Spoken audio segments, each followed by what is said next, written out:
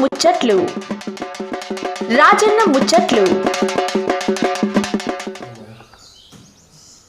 Gate కడికి నడిపించిన వాడు పోరాడు ఏ జనాలు సర్పంచ్ ఆటో పంపిస్తానంటే ఏం లేదు కానీ రోజు ఆటోలు బల్ల మీద తిరుగుతున్నావు ఇప్పుడు నడవని చెప్పి నడుపుకోవడం ప్లాన్ కట్టడానికి మంచి వాతావరణం బాగుంది అవు ఏం రాదన్నా ఇక్కడ ఎక్కడ పోయినా ఏం నడిచినా రావట్లే ఇక్కడ వచ్చినట్టు ఇప్పుడు మన సంగారెడ్డి జిల్లాకు వచ్చినప్పుడు ఆందోళన మండలం నాదాపూర్ గ్రామం ఇక మేడం సర్పంచ్ మహిళా రిజర్వేషన్ వచ్చింది ఎస్సీ మహిళ అనిత మేడం పేరు ఇక రమేష్ అన్న మేడం వాళ్ళ హస్బెండ్ గత దాదాపు 25 సంవత్సరాల క్రితము అన్నోళ్ళని ఆయన సర్పంచ్ చేసినాడు మళ్ళీ ఈసారి 2001 ఇప్పుడు మళ్ళీ రిజర్వేషన్ వచ్చింది కరెక్ట్ 20 సంవత్సరాల తర్వాత వచ్చింది ఇక వచ్చిన రిజర్వేషన్ మంచి సద్వినియోగం చేసుకోవాలి వచ్చిన అవకాశం గొడవగొట్టొద్దని చెప్పి ఇక ఊళ్ళో మంచి మంచి కార్యక్రమాలు చేస్తూ మంచి పేరు ప్రత్యేకంగా తెలుసుకొని గెలిచిందనమాట మేడం గెలిపించి ఏం చేస్తుంది ఏం కదా అన్నీ అడిగి తెలుసుకోమని ఏ పిల్లలు కెమెరా వాళ్ళకి అన్నది నమస్తే నమస్తే మనం ఊరు జర లోపల కూడా ఇక లోపలికి కట్టమికలు మంచిగా వచ్చి నడుచుకుంటే వాతావరణం అంటే అంత సర్పంచ్ ఫోన్ చేయక పొద్దు బిజీగా ఉంటాడు ఇక కట్టమికలు షో కూడా మెల్లగా వచ్చింది నడుచుకుంటే మంచిగా వాతావరణం కూడా బాగుంది అంగడి కొనుక్కున్నది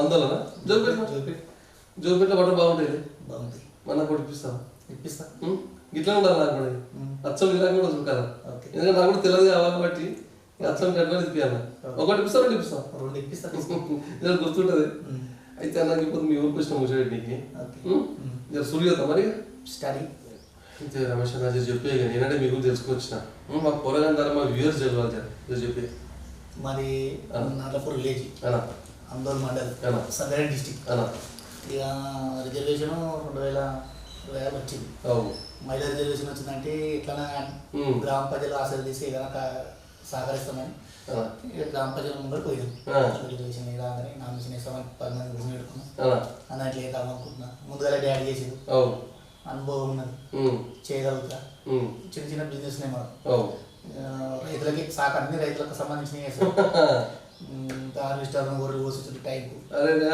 అలాంటి మా ఊళ్ళో ఇప్పుడు పక్కలో ఎప్పుడు ముందే నేను కోసేసి మా ఊళ్ళో ఫస్టే అమ్మేస్తాం ఫస్టే కోసేస్తాం ఫస్టే అమ్మేస్తాం ఈ డిస్ట్రిక్ట్ మండల ఫస్ట్ మా వెళ్ళిపోతుంది కోసిస్తారు కాబట్టి అప్పుడు అట్లా అనుభవంతో ఉంటారు అనుకుని గ్రామస్తులు సహకరించారు సరే రమేష్ వాడు అన్నారు అంటే సరే అంటే సహకరిస్తారు కదా అప్పట్లో కానీ మనం ఆలోచన చేసి అప్పుడు పట్టుకున్న వాళ్ళని అలానే వెళ్ళాము అదే దారి వెళ్ళాము అప్పటి నుంచి 25 ఏళ్ళ నుంచి కూడా మేము వాళ్ళు ఇవ్వలేము పబ్లిక్ ఎప్పుడైనా సరే డాడీ ఎట్లనే నడుస్తుంది డాడీకి పక్షవాతం కింద పడిపోయినందుకు నేను ఎత్తుకోవాల్సిన బరువుగా లేకపోతే డాడీ చేసిన విశ్వాసంతో కొంతమంది అయితే అడగడానికి రాకపోతుంది కింద చేసేదాన్ని మనం కూడా సాధారణతో మంచి విద్యార్థులను గెలిపించు పబ్లిక్ కూడా ఇప్పటి వరకు అయితే మనం ఏదైనా సహకరిస్తాం ఏదైనా మంచిగా చెడ్డ అయినా ఉంటుంది చేనుల కాడికి ఏదైనా ప్రాబ్లం ఉంది రోడ్డు ఉందంటే చేసేకూడదు ఏదైనా అవసరం ఉంటే మన సొంతంగా ప్రాపర్టీ చేస్తాం గవర్నమెంట్తో అన్ని చేయాలని చేయలేం కదా చిన్న చిన్న చేయగలుగుతాం మన కెపాసిటీ ఉన్న వరకు మనం సహకరిస్తాం మంచిగా ఇంత తమాషా మాట్లాడుతున్నావు మరి రాజకీయ ప్రశ్న ఎట్లా సులువైందని అంటే కిత్తలు ఏమైనా యాడ్ చేసినా అంటే వెంకట్ రాజకీయ ప్రశ్న నువ్వు చెప్తావా అన్న అప్పుడు మనం ఏముందంటే మనం చిన్న పేద కుటుంబం మనము ఎక్కువ కూడా చదువుకోలేదు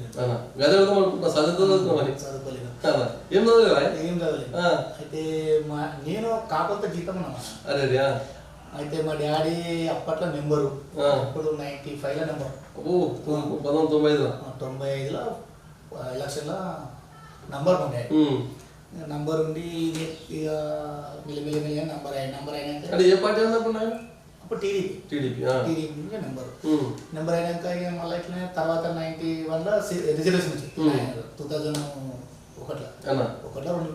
రిజర్వేషన్ వచ్చింది అంటే డాడీ అప్పుడు నెంబర్ కదా అందరు కలుపుకొని ఇట్లా ఉంటా అంటే అప్పట్లో మా డాడీ కూడా పేదోళ్ళమే అంత పని కూతురు కూడా వెళ్ళినంత పేదోళ్ళం అయితే సరే గ్రామ ప్రజలు ఏ కలికి దాకా ఓటేసారు మంచి క్యాండిడేట్లు ఉందని కూడా వేసేది ఇక డాడీ పబ్లిక్ మనసునంతా దొచ్చుకొని ఏం చేసినట్టే మంచి వ్యక్తిలా తయారయ్యాయి అప్పటి నుంచి టీడీపీలోకి పోయినాక ఏమైనా అప్పుడు కాంగ్రెస్ గవర్నమెంట్ వచ్చినాక ఏదో ఊరికి చేయాలి చేయకపోతే డాడీ ఏం చేసింది దాని సార్లు కదా అవు ఆయన కూడా పోయి అట్లా అట్లా వర్క్ స్టార్ మంచిగా చేసి అప్పటి నుంచి డాడీ చెప్పింది ఊళ్ళో నడిచి ఊళ్ళో డాడీ డాడీ చెప్పింది గెలిచి డాడీతో నడిచి అంత మంచిగా నడిచింది. సర్పంచ్ ఎప్పుడైనా ఏ సంవత్సరం 2002 సర్పంచ్ అయ్యాడు. అంటే ఏ పార్టీ ఉండే టీడీపీ టీడీపీ ఉండే ward member TDP sarpanch TDP అబ్బా టీడీపీ నుంచి గెలిచినాక గలవాటిగా డాడీ మాది అట్లా చేసి సారేమో దామేశ్వరి అట్లా పని చేస్తున్నాం. ఊళ్ళో మంచి పేరు వచ్చింది. మంచిగానే సహకరించి పబ్లిక్ కూడా మంచిగానే మనకు ఇప్పటికి కూడా పబ్లిక్ ఏం బాగాలేదు. మరి ఇక నువ్వెప్పుడు వేసుకుంటావు మరి కడవా?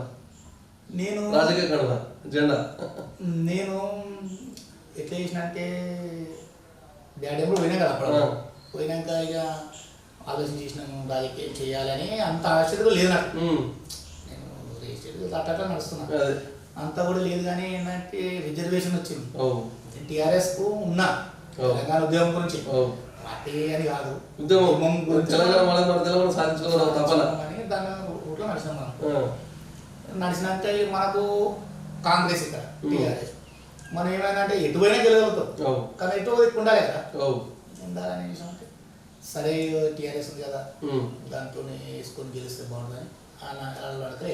ఇప్పుడు టీఆర్ఎస్లో నేను పోయిన సంవత్సరం ఇట్లా పోయిన ఎలక్షన్ ఎమ్మెల్యే ఎలక్షన్ ముందు ఎలక్షన్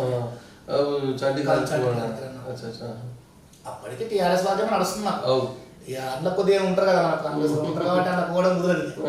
అందులో పోవడం కుదరని ఎటో వైపు ఉండాలని మనం టీఆర్ఎస్ నడుస్తున్నాం. మంచిగా నడుస్తున్నాం. 10 ఏళ్ళ నుంచి నడుస్తుంది. ఇప్పుడు గవర్నమెంట్ పోయింది వస్తే ఎట్లా వేయాలనేది పబ్లిక్ బట్టి ఆలోచన చేసుకుంటాం. రమేష్ ఎట్టకేళ్ళకి సర్పంచ్ గా మహిళా రిజర్వేషన్ కాబట్టి మేడం నిలబెట్టి ఇంటికి ప్రచారం చేస్తారు కదా. నాకు అప్పుడు సమస్యలు చెప్పిన ప్రజలు సమస్యలు చెప్పారు. ఏమన్నారంటే మనకు ఏదైనా అందుబాటులో రమేష్ ఉంటాడు, మనకు అందుబాటులో ఉంటాడు, పిల్లాడు మంచిగా ఉంటాడు అని పెద్దలు కూడా సహకరించారు. ఇంటికి 2 సార్లు పోయినప్పుడు కూడా చెప్పారు ఎందుకు బాగా వస్తున్నావు కంపల్సరీ ఇస్తాను నువ్వు అందుబాటులో ఉంటావు ఇదేంటే ఇంకా మోరులు గివి వర్క్ చూస్తాను. సరే నేను చేస్తాను చేస్తా సహకరిస్తా డెఫినెట్ చేస్తా అని చెప్పిన. డెఫినెట్ చేస్తా చేసినా కూడా మళ్ళీ కూడా మనం చెప్పిన వాళ్ళు కావాలన్నట్టుగా సహకరిస్తామని ఆలోచన నేను వచ్చింది. మరి మెజార్టీ ఎంత వచ్చిందా? మెజార్టీ మనకు 330 చిల్లర వచ్చింది. బాగా వచ్చింది మెజార్టీ. మొత్తం ముగ్గురు పైసలు కూడా బాగా ఖర్చు కావచ్చు. అంతేం కదా దూరం వస్తారు కానీ ఏం లేదా అట్లా ఉంటారు ఎక్కువ మన విశ్వాసంతోనే ఇస్తారు. మనం చేసిన వేలు ఉంటే నువ్వు కోట్లు పెట్టినా గెలవము. కరెక్ట్ నువ్వు పైసలు పెట్టినా గెలవము, పైసలు పెట్టకుండా గెలవు. అది విశ్వాసం పబ్లిక్ చేశారనేది చూస్తేనే పబ్లిక్ మనసులో ఉండాలి. రమేష్ మరి ఇట్టకేళ్ళకు మంచి వయసు మేడం గెలిపించిన ఎటువంటి కార్యక్రమం సులువైన కూడా గ్రామంలో అంటే మనము ఎస్సీ కాలనీ మనం టార్గెట్ తీసుకున్నాం. ఎస్సీ కాలనీ మనము క్లోజ్ చేయాలి. ఎస్సీలో అంటే మనము ఏదో రకనా మనకి ఏముంటుందంటే ఎస్సీలు 25-25 వస్తారు. అప్పుడు మనం అప్పటి వరకల్లా ఏదో ఒక్క పని చేయలేదు సార్. అది అక్కడ ఇక్కడ ఎస్సీ కాల డాడీ ఉన్నప్పుడు కట్టినాయి. ఇప్పుడు ఏం చేసిన అంటే ఎస్సీ కాల్లో టార్గెట్ తీసుకొని ఎస్సీ కాల మొత్తం కంప్లీట్ చేసిన. ఒక 50 మీటర్ల వరకు మోరినది మొత్తం ఎస్సీ కాల మురికాల మొత్తం కంప్లీట్ చేసిన. ఇక ఒక తాడానికి నీళ్ళు ఉన్నారు బోల్ వేసిన. ఇక వాటర్ మీటర్ ఏం ప్రాబ్లం లేకుండా మంచిగా సహకరించినాం. ఇప్పటికైతే వాటర్ ప్రాబ్లము, లైట్ల ప్రాబ్లము, ఇప్పుడు డ్రైనేజ్ ప్రాబ్లం అయితే తీసేసిన. కొద్దిగా చిల్లరు ఉన్నాయి డ్రైనేజ్ ప్రాబ్లం. వాళ్ళు కూడా ఇప్పుడు మనం ఎక్కువ 6 నెలలు కదా ఇక ఒక సంవత్సరం లోపల ఏదైనా ప్రయత్నం చేసి ఏదో చేసి అంత కంప్లీట్ చేసి ఊళ్ళో మనం అంటూ పేరు తెచ్చుకోవడానికే ఉన్నాము. అదే తెచ్చుకోవాలని మన కోరిక. అదే కోరిక ఉన్నది. కన్ఫామ్గా సాధిస్తా. కన్ఫామ్గా ఊరు ప్రజలకు నేను ఏదైతే చేయాలనుకున్నా అది డెఫినెట్ చేస్తాను.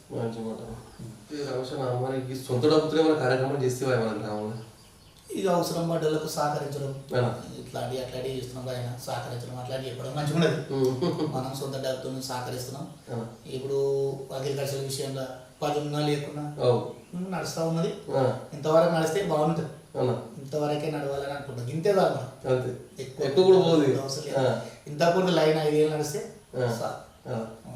సహకరిస్తున్నాము. చర్చిలో కానీ మా అసలు ఏదైనా కార్యక్రమాలు ఉంటే డెఫినెట్ ఊరు రమేష్ అన్న నన్ను కంపల్సరీ వస్తాం. మనము అప్పుడు కూడా చేసినాం, ఇప్పుడు కూడా చేస్తాం. ఎలక్షన్ లేకముందు రావడం ముందు కూడా మనం సహకరిస్తాం. అట్లా పేదలో ఉన్నా కానీ జరిగా ఎంతో కొంత సహాయసహకారం ఉంటుంది. అయితే రమేష్ అన్న, మరి గతంలో మన కేసీఆర్ సార్ పెట్టిన సంక్షేమ పథకాలు ఈ ఇతర మన రేవంత్ సార్ పెట్టిన సంక్షేమ పథకం మధ్య వ్యత్యాసం చెప్తారు. అంటే కేసీఆర్కు ఇప్పుడు రేవంత్ రెడ్డి కానీ ఏముందంటే ఒక్కటి ఉంటుంది. రేవంత్ రెడ్డి సీఎం అంటే ఇక కేసీఆర్ అనే ఉద్యమం నాయకుడు, ఆయన రాజకీయంతో సంబంధం ఉండదు. ఒక్కసారి ఆయన గవర్నమెంట్లకు వచ్చి సీఎం అయినప్పుడైనా రాజకీయ నాయకుడు, తర్వాత ఉద్యమ నాయకులకి లేకుంటారు.